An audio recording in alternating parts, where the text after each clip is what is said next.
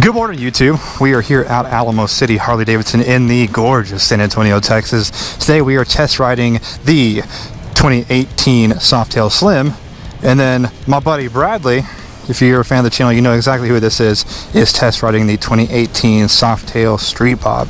Now, with this being kind of more of a dual vlog, it's not going to be as official of a test ride as you're used to seeing, but this is more focusing on Bradley's opinion, being a newer rider on a 2018 Softail with the 107. He's potentially going to upgrade today. Hopefully, fingers crossed he does, because I'm tired of stopping every 90 miles for him to fill up. So am I. All right.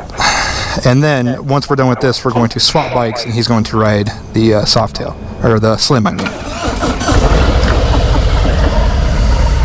There is something just about how smoothly this thing just goes into gear. Oh man, that I will say that the Street Bob probably had the smoothest gear changes out of all of them. Like, I literally just had to touch it again to make sure I was in gear. Yeah, it's I'm used to that smooth. massive click from the iron. Yeah. All right, we'll go after this. Oh, we'll go now.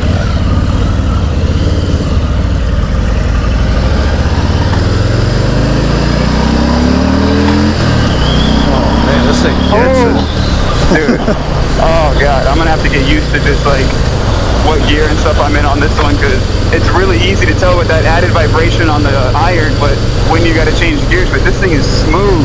Yeah. So that's gonna take some getting used to, and I'm also speeding right now. It's smooth, and you also have no exhaust note giving you any sort of indication either.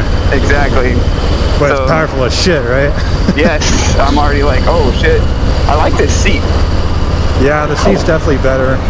I'm gonna want to upgrade for sure, but oh, for sure, yeah. It's the stock having that extra lower back support right here is pretty nice. Oh my god, this thing turns so much better.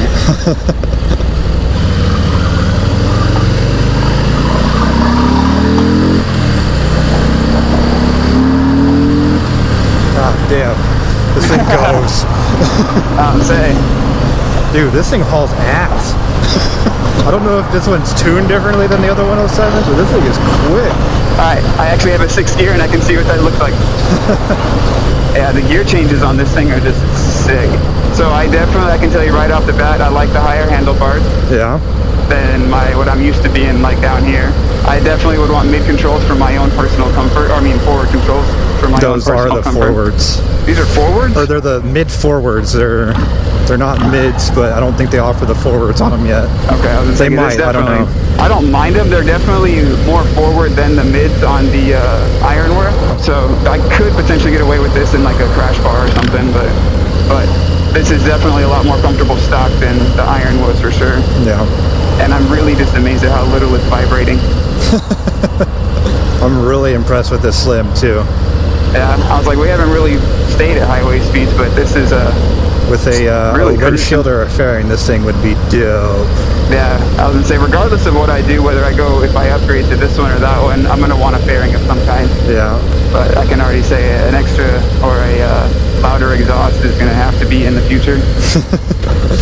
Yeah, the only ones that I've ridden that have exhaust that I like, or that are loud enough for me to not have to change it right off the bat, would be the Fat Bob and the Street Glide, or the Road Glide Special. How is the Fat Bob's exhaust? Because it looks like it's a different one than what you would see on a stock bike normally. I mean, it's not as loud as like an aftermarket. Definitely not as loud as my TBR, but it's definitely throatier than most of the stock 107s. Gotcha.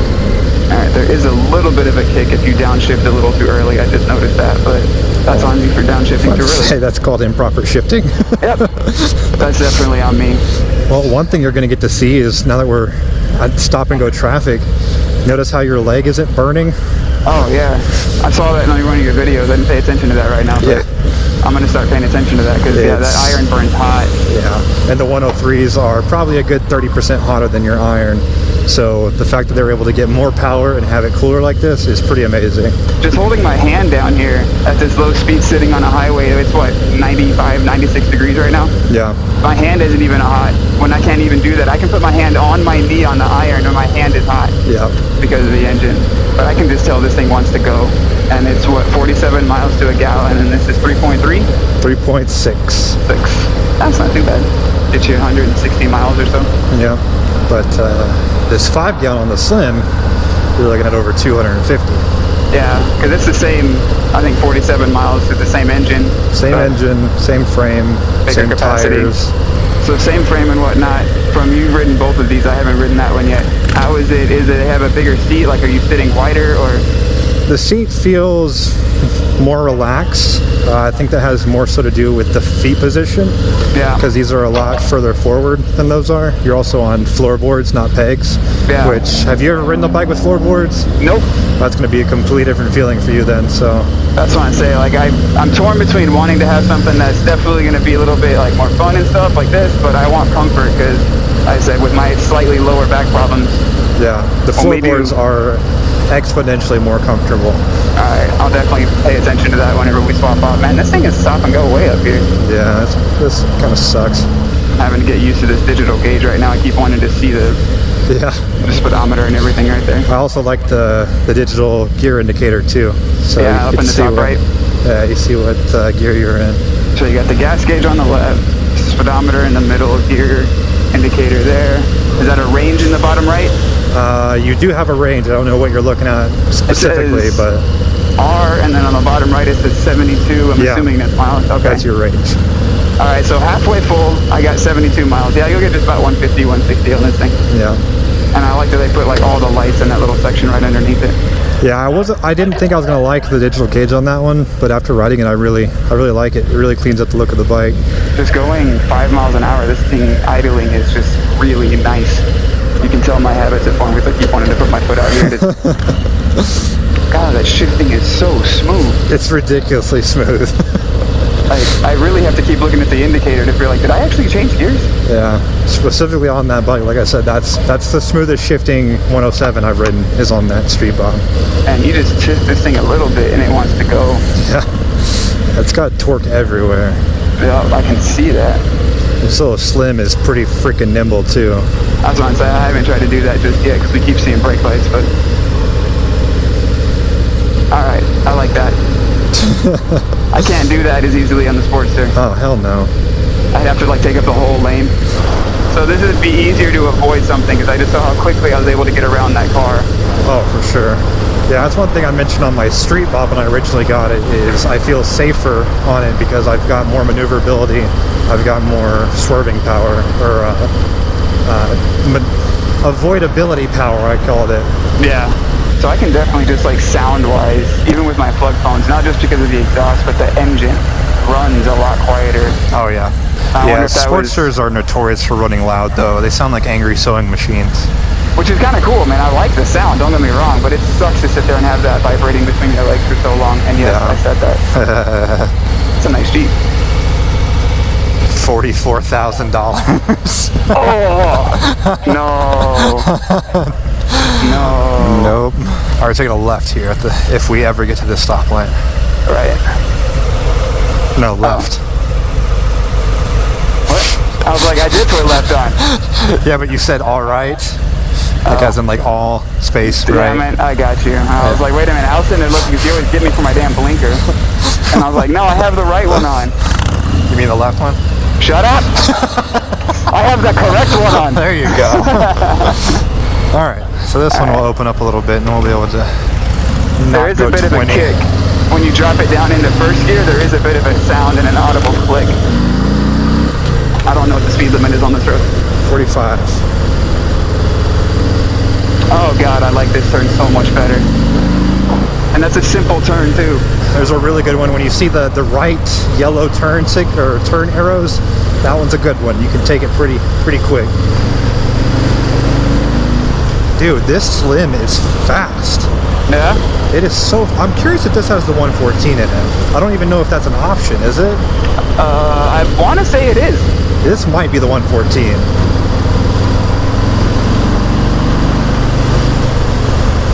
Alright, straight? Yeah. Well, the road's closed, so... Unless you want to do some off-roading. Oh, just saw it. Yellow means go, Brad. Damn it. Hold on. I gotta figure out what gear I'm in. I remember the first time I rode motorcycles. Hey. I don't need your shit right now. This thing is just so smooth. Now you know I wasn't lying on my test ride videos. Oh, I mean, I rode your other one before, but damn. Here's the rough road test. Oh, testing the suspension and stuff? Yeah. Oh, there's a little bumps right there. I'm actually going to try and hit as many as I can. Oh, that's not bad at all. No. I feel them, but it's not really like jerking me around. That thing handles these little bumps like a champ. Did they go to the single spring? Yeah, it's a single shock in the rear. Nice. Alright, we'll see how easy it is to stand up and go over the certain tracks. Oh, that was real easy. Yeah. It's like the leverage where your feet are is spot on. Did you sit down over the tracks? How did they handle that? Or did you stand up? I stand up on them. Gotcha. I usually don't stand up that high. I just wanted to see how the leverage on the feet works. I really like how smooth this is. So, if well, that's going to be the 114. Do you get any extra vibration or anything on it, or no? No. The shifts are a little less smooth. You definitely feel it in the shifting. And honestly, like between the 107 and the 114, the only power difference you feel is over 55 miles an hour. Like 0 to 60 on the two bikes feel almost identical. But you really feel it more in the top end. Gotcha. On the highway and stuff like that. But the 107, I mean, as you're seeing now on that bike, has plenty of power. Oh, yes it does. Like, I'm want to get some distance between this guy so I can actually just see what it can do. Alright, here we go.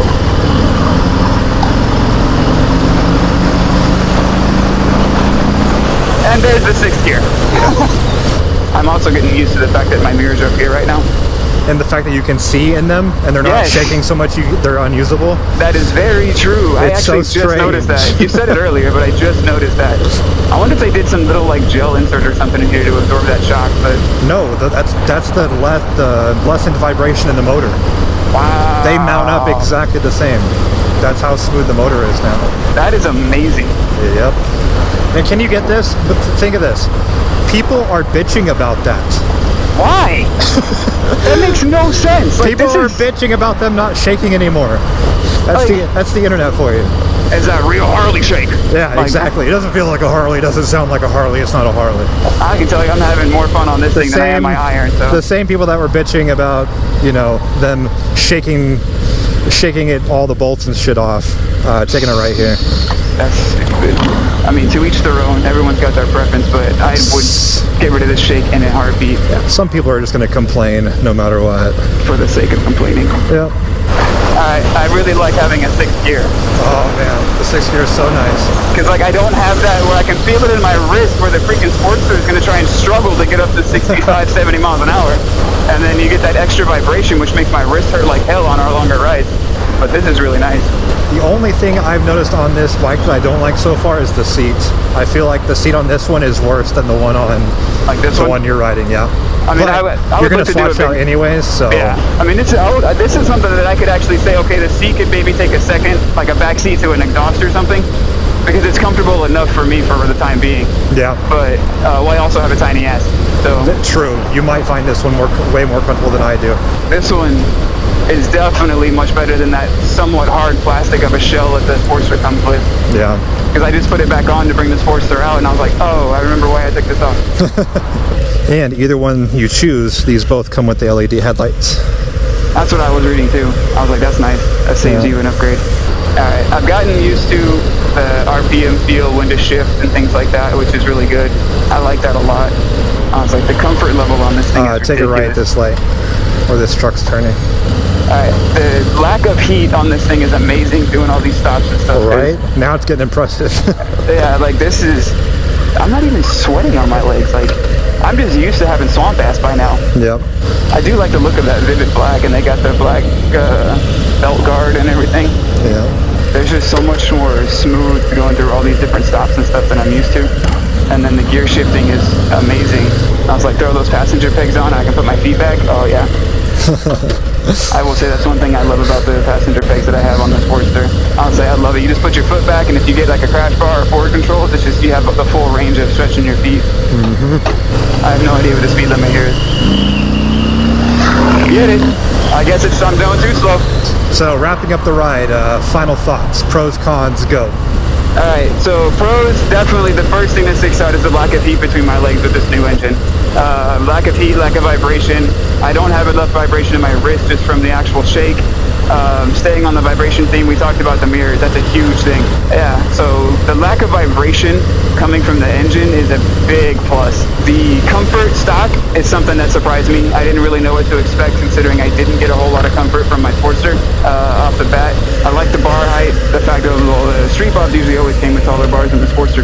Yes. But for me, upgrading to something like that, this is a big deal.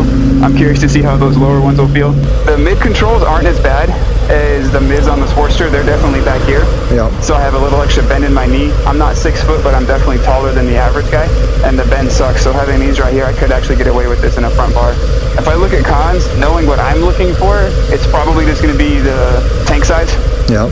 Being able to go distance and stuff like that. But honestly, I don't have too many cons on a bunch of stuff right here. This is going to take some getting used to, but that's just because it's more modern. Yep, it's completely different. Going back to Pro, the LED saves you an upgrade. I like that. Cons would just be, to me, the exhaust. I think I'm just going to echo the same thing you said in your other videos, is the fact that I know it's due to emission regulations and stuff like that, but I would definitely want a louder exhaust. Still sucks regardless. Yeah, so I would want something that's louder for sure, but overall, I'm impressed with this. First 3 mods you would do in order of importance. Exhaust. Exhaust for the first thing? Yeah, I would do the exhaust first. I would do the seat, and then I would probably do forward controls. Okay. For me. For me, pros and cons. Really, my biggest pro is the seat on this one. You said pro? I'm sorry. The only con is the seat. The bars I'm not a huge fan of, but I'm not a fan of any stock bars. Yeah. Oh, slow down. I'm kind of picky on my bars. I'd like them to be around here. Other than that, I really don't have any other cons. Pros, you got a 5-gallon tank, which is huge, 250-mile range. I guess the wind would kind of be a con for the longer rides. I definitely would eventually want to do a fairing. So that would be number 4 on my list if I had to do 4. For me, top 3 mods would be bar, seat, fairing in no particular order. Actually, I take that back. Seat, bar, fairing in that order. I'm thinking I might have something similar when I ride that one, depending on how my little butt fits in the seat. But like, these stock bars are perfect for me right now. I have to say those were my favorite bars that I rode on. Yeah, stock. So I'm curious, like riding this, which is very different than the Sportster. Those bars are about the same height, so I'm going to be curious to see how that looks or feels. But fairing would be number 4 on this one, and then I'm curious to see what I think about that one after all said and done. And it's not like something I would put like as the reason to buy this bike Pro, but I do like the keyless start thing. Yeah, all the new Softails have them. I like that. Yeah. I can sit straight up and I still feel support right here, which is really cool. Alright guys, well we're going to catch back up with you back at the dealership. Damn, look at that Dyna though, that thing's sexy as hell. I'm just going to leave this bike right here. I don't know if I'm supposed to park it anywhere specifically. Do they have a specific place for it? That right there is fine. Alright guys, so that's going to do it for our test ride of the Softail Slim as well as the Fat Bob. Brad, of course. Street Bob. Did I say Fat Bob? You said God Fat Bob. Damn it, why do they name so many Bobs? The Street Bob. Now, for the next video, he's going to be riding this one, and I'm going to probably go ride something else, because I've already ridden that one, so. But if you like this video, please hit that like button. If you haven't already, go ahead and punch that subscribe button. And as always, thank you for watching. I'll see you guys next time.